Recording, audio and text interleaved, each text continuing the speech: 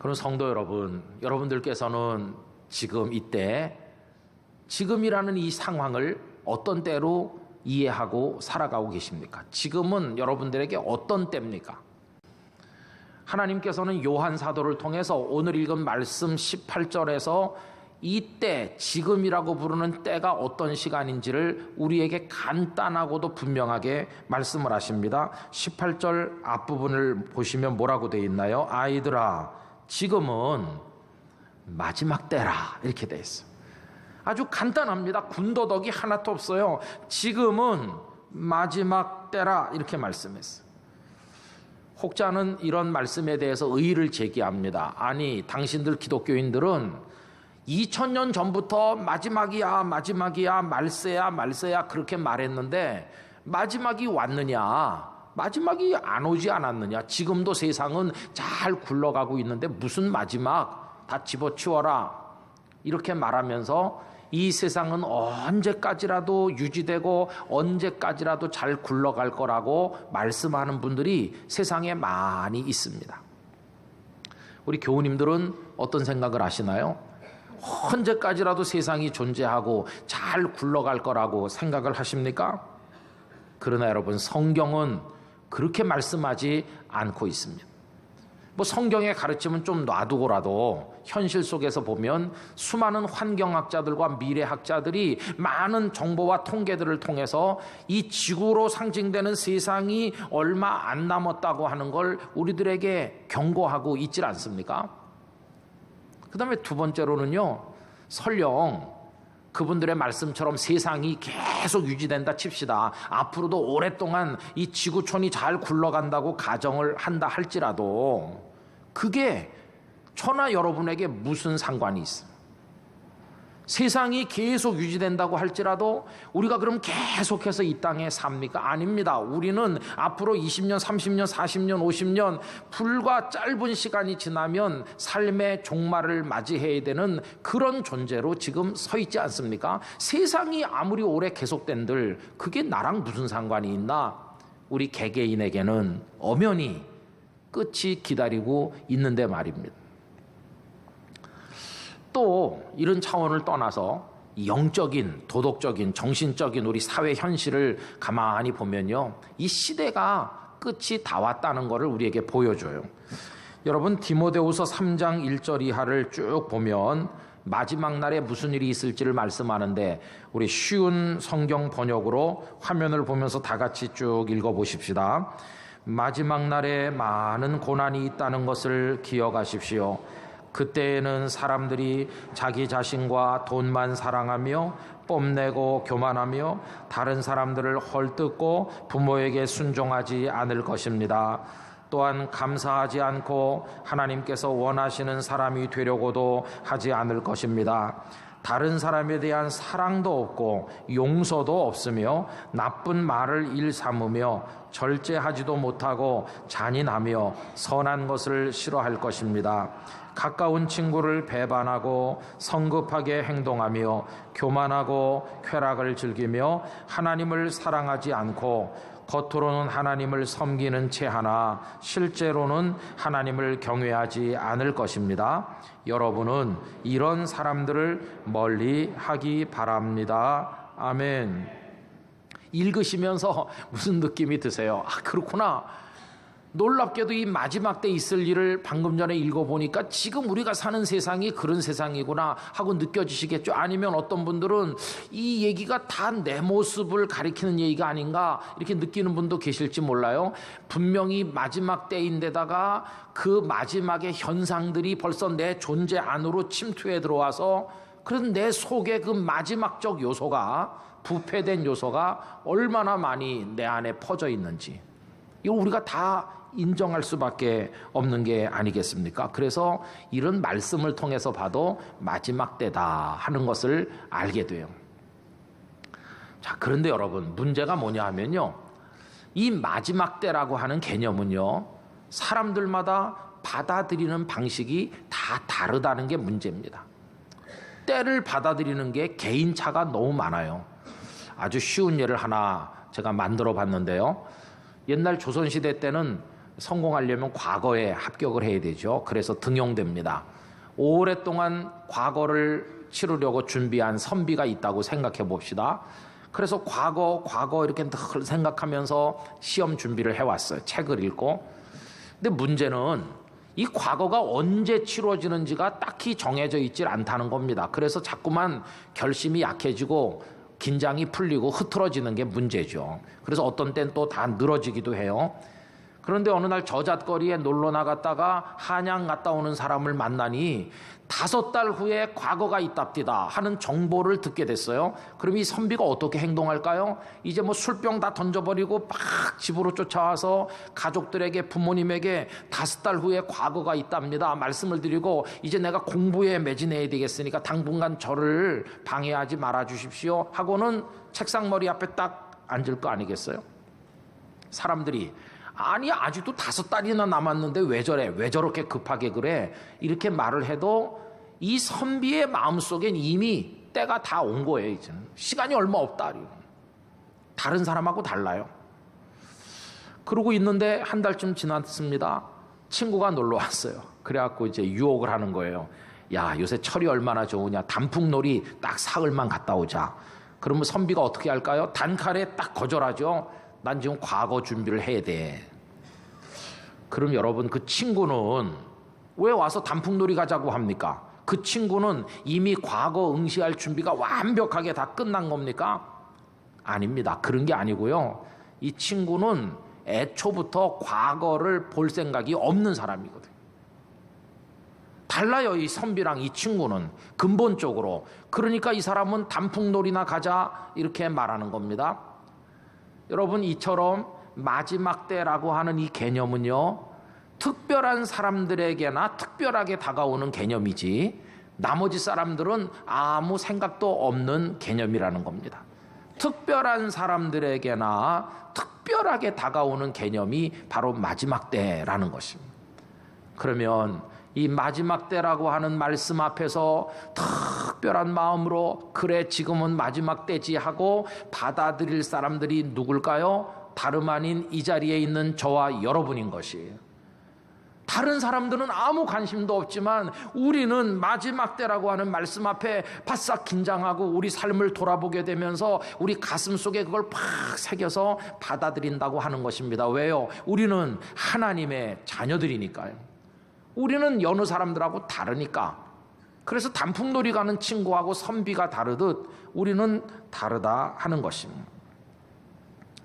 그래서 그 18절 말씀 맨 첫 단어가 뭡니까? 첫 단어 아이들아 이렇게 부르고 있잖아요. 이건 조금 이상한 것 같기도 해요. 왜냐하면 이 편지 요한일서를 받아서 읽을 사람들 중에는 나이가 많은 이들도 있을 텐데 아니 이걸 왜 아이들이라고 불렀을까? 물론 이 편지를 적어 나갈 때 요한 사도께서 연세가 많은 노사도니까 이렇게 쓸 수도 있었겠죠. 그러나 그런 이유 때문이라기보다는 그 속에 또 다른 이유가 있는 것 같아요. 제가 아이들아 지금은 마지막 때다 하는 말씀을 읽으면 그 아이들아 하고 부르는 표현 속에서 요한 사도의 뜨거운 사랑이 흐르는 것을 느끼게 됩니다. 이 말은 이런 말입니다. 아들 같기도 하고 딸 같기도 하고 막내 동생 같기도 한 이 편지를 받아 읽을 사람들을 향해서 요한이 말하는 겁니다. 얘들아 내 사랑하는 사람들아 잘 들어야 돼. 내가 남에게 하는 얘기가 아니라 내가 너희들을 사랑해서 전해주는 말인데 명심해야 돼. 지금은 마지막 때야. 알았어? 이렇게 전해주는 분위기가 바로 이 말씀이라 하는 것입니다. 그래서 여러분이 18절 앞에 보면요. 마지막 때라는 말이 2번 나오는데 달라요. 표현이. 18절 앞에서는 선언적으로 딱 얘기해요. 지금은 마지막 때라 이렇게. 그런데 끝에 가보면 조금 다르게 돼 있어요. 18절 끝에 뭐라고 돼 있냐 하면은 그러므로 우리가 마지막 때인 줄을 어떻게 한다고요? 아노라 이렇게 말해요. 마지막 때라고 선언해도 사람들이 비웃으면서 마지막 때가 아니라고 거절할 수도 있는 건데 우리가 마지막 때인 줄을 아노라 이렇게 말하는 거죠. 그럼 우리는 어떤 사람입니까? 마지막 때라는 하나님의 말씀을 들을 때 그렇죠. 마지막 때가 틀림없죠. 저는 이때가 마지막 때인 줄 믿고 그렇게 받아들입니다 하는데 그런 사람이 많이 있어요. 편지를 쓰는 요한도 받아서 읽는 성도들도.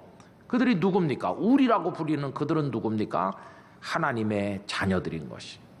그래서 이 이야기는요, 우리끼리나 할 얘기인 거예요. 우리끼리나. 바깥에 나가서 여러분 지금이 마지막 때입니다 그러면 코웃음 칠 사람 많아요. 지난 주일에도 육신의 정욕, 안목의 정욕, 이생의 정욕을 사랑하지 말라고 하는 얘기 했는데 이거 바깥에 나가서 말하면 웃을 사람 많아요. 그러나 우리끼리는 아니에요. 우리끼리는. 왜? 우리는 하나님의 자녀이니까. 할렐루야. 우리는 다르니까. 이 마지막 때라는 말씀도 우리는 다르게 받아들일 수밖에 없다는 겁니다. 그럼 여러분 이제 남은 얘기는 뭐냐 하면요, 이 때를 마지막 때인 줄로 여러분과 제가 진실로 받아들인다면 그건 우리가 그리스도인이고 하나님의 자녀라는 증거인데, 그럼 이제 우리 어떻게 살아야 되냐 이 마지막 때. 저는 그걸 두 단어로 요약하려고 합니다. 하나는 포기하는 겁니다. 두 번째는요, 도전하는 겁니다. 포기와 도전입니다. 첫째가 포기인데 왜 포기가 필요한가? 마지막 때라는 말은 시간이 얼마 없다는 뜻이잖아요. 시간이 얼마 없는데 이것저것 다 하면서 다 끌어안고 하고 있을 여유가 없잖아요. 그러니까 불필요한 거는 과감하게 버려야 되고, 필요한 것처럼 보이지만 별로 중요하지 않은 것부터 다 버려야 되는데 과감하게 잘라내고 포기할 수 있어야 된다는 거예요. 그게 첫 번째 우리들이 명심해야 될 일인 것입니다. 그래서 문자 그대로 선택을 딱 해가지고 그거에 집중해서 에너지를 쏟아붓는 식으로 우리 삶을 살아야 되는 거예요. 선택을 하다 보면 버릴 건 버려야 되는 거 아니겠어요? 그게 포기죠. 아주 쉬운 예를 들면 전에도 말씀드린 적이 있는데, 대학교 1학년 때 제가 부산에 와서 하룻밤 잔 적이 있거든요. 부산하고 아무 연고도 없지만 하룻밤 잤다니까요. 그때 저보고 가자고 하신 분은 저희 모교회 교회학교 담당 장로님이신데, 운성아 너랑 나랑 부산에 가서 하루 자자. 그래서 왔어요. 그래갖고 맛있는 걸 먹었는데 그게 꼼장어였어요. 어디서 먹었나 나중에 따져보니까 자갈치였어요 그게. 그리고 잠을 잤는데 생각해보니까 그 광복동 인근의 조그만 호텔에서 잔 것 같아요. 그 왜 왔느냐, 그 대신동에 있는 서부교회 구경하려고 온 겁니다. 서부교회 소문이 서울에까지 났는데 주일학교 초등학생만 10,000명이 넘게 모이는 대단한 교회가 부산에 있다더라. 그래서 우리가 구경 온 겁니다. 그래서 아침 일찍 가서 그 교회 예배 다 드리고 주일학교 예배도 다 드리고 어른 예배도 드리고 오후까지 사람들 만나서 인터뷰도 하고 이제 다 했어요. 이제는 기차 타고 서울로 가야 되는데 갑자기 장로님이 뜬금없이 한마디 하시는 거예요. 운성아, 지금이 벚꽃철 아니냐, 우리 진해 가서 벚꽃놀이 하고 내일 저녁에 갈까? 이러시는 거예요. 그때 제가 단칼에 딱 잘랐거든요. 아닙니다, 저는 서울 가야 됩니다. 이렇게. 그랬더니 장로님이 오히려 당황하셨어요. 제가 하도 강하게 얘기하니까. 아니 왜 서울 꼭 가야 될 이유가 있느냐고. 이유가 딱 하나 있죠. 저희 아버님이 그 다음날 월요일 새벽에 청량리역에서 기차 타고 중앙선으로 저 봉화에 있는 과수원에 가기로 돼 있거든요. 근데 제가 주일날 밤에 도착을 해야 그 다음날 새벽에 아버지 안녕히 다녀오세요 이럴 텐데, 제가 월요일날 벚꽃놀이 하면 아버지 인사를 못 하잖아요.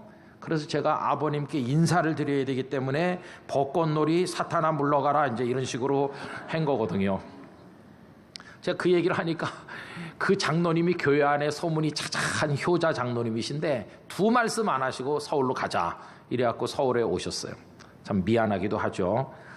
근데 그 후에 이 장로님이 온 교인들 만날 때마다 저 김운성 선생이 얼마나 효자인지 이런 일이 있었다고 사실보다 살을 많이 붙여서 뻥튀기로 얘기를 많이 해줘갖고 졸지에 제가 효자로 이제 그 교회에서 알려지게 됐어요.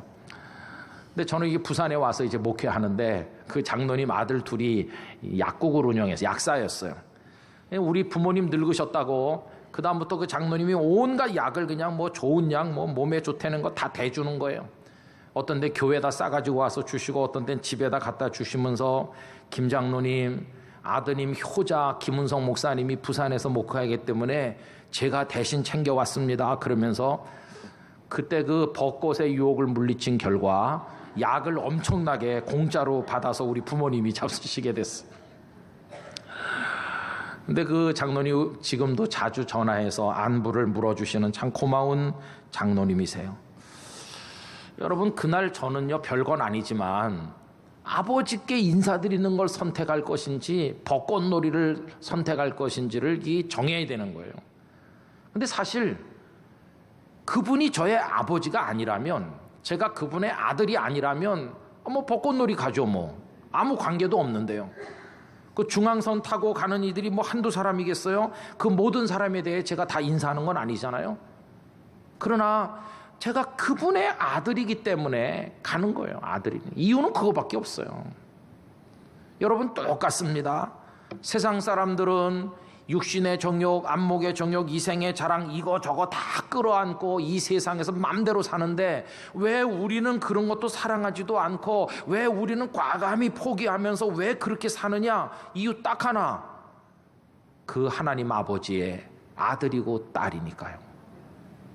만약에 우리가 난 하나님의 자녀가 아닙니다, 그러면 이런 얘기가 다 쓸데없는 얘기예요. 그러나 나 정말 하나님의 구원받은 아들과 딸인 줄 믿습니다, 하나님을 사랑합니다 하는 고백이 여러분 속에 있다면 우리끼리는 이런 얘기를 당연히 해야 되는 것이고, 이 하나님의 말씀 앞에 가슴이 뭉클해지면서 하나님의 자녀답게 결단해야 되는 거 아니겠어요?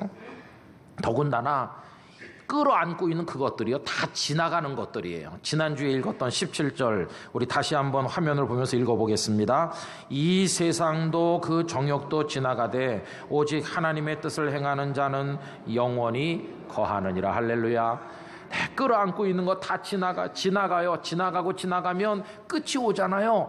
다 지나가고 나면 맨 마지막에 끝이 올 거 아닙니까? 모든 게 끝나는 순간 끝나지 않는 사람들이 있죠. 하나님의 말씀을 행하는 자는 영원히 거하느니라. 할렐루야. 그래서 모든 것이 마지막이 되고 끝나는 그 순간 그런 것들 다 포기하고 하나님의 말씀대로 사는 사람은 영원히 거하여 영원의 그 입구를 통과해서 천국으로 들어가게 되는 줄로 믿습니다. 우리 그리스도인은 그렇게 살아야 되는 거예요. 여러분, 포기를 꼭 배우시길 바랍니다. 버릴 것을 버리는 용기를 성령 안에서 터득하시기를 축복합니다. 그게 우리에게 꼭 있어야 돼요. 꼭 있어요. 두 번째는 뭐냐 하면요, 도전하는 겁니다. 근데 뭐에 도전하냐? 좀 어렵고 위대한 데 도전하는 거죠. 그게 뭐냐 하면 하나님의 말씀대로 사는 게 어렵지만 나 한번 해보겠어. 하나님의 말씀대로 한번 살아보겠어. 이게 도전이거든요. 아니, 그렇게 힘든 걸 그래도 내가 한번 해보겠습니다. 여러분, 우리 안에 이런 도전의식이 생겨나게 되기를 간절히 기원합니다. 근데 이거 어떻게 할 수 있냐면요, 평소 같으면 못하죠. 어렵고 힘드니까. 그러나 만약에 너 오늘 저녁에 이거 하면 넌 내일 살 수 있어. 그러나 오늘 저녁에 이거 안 하면 넌 오늘 밤으로 끝나. 만약에 이렇게 말한다면 여러분 하겠어요, 안 하겠어요? 하면 내일 살 수 있고 안 하면 오늘 밤으로 끝난다면 누가 그걸 안 하겠어요? 평소 같으면 못하지만 다 하죠. 이런 의식이 있다면 하나님의 말씀대로 사는 삶에 도전할 수 있다는 거예요.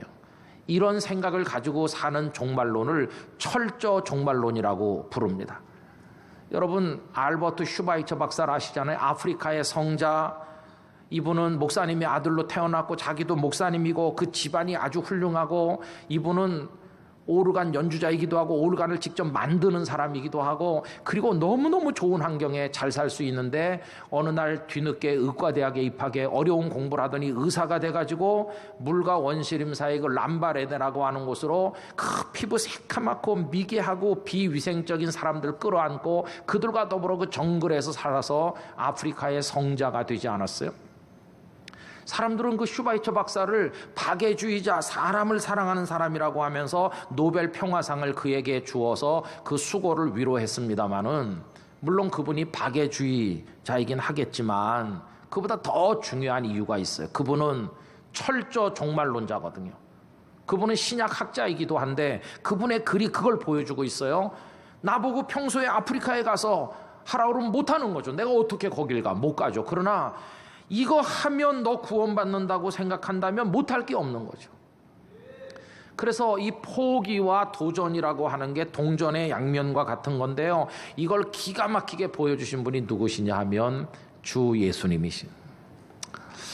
여러분, 최후의 만찬 잡수실 때 식탁 위에는 맛있는 음식들이 다 차려져 있고 따라다니는 제자들이 거기 그득하게 앉아 있고 바깥에 나가면 예수님 오셨다 그러면서 열광하는 사람들이 많이 있고 인기가 짱이잖아요. 그 좋은 것들이 얼마나 많아요, 세상에. 그런데 예수님 다 그 자리를 털고 일어나면서 일어나라, 함께 가자 이렇게 하는 순간이 이 세상에 박수 쳐주고 예수님을 환호하는 모든 것들 다 포기하는 순간이에요. 다 포기하고 함께 가자. 어디로?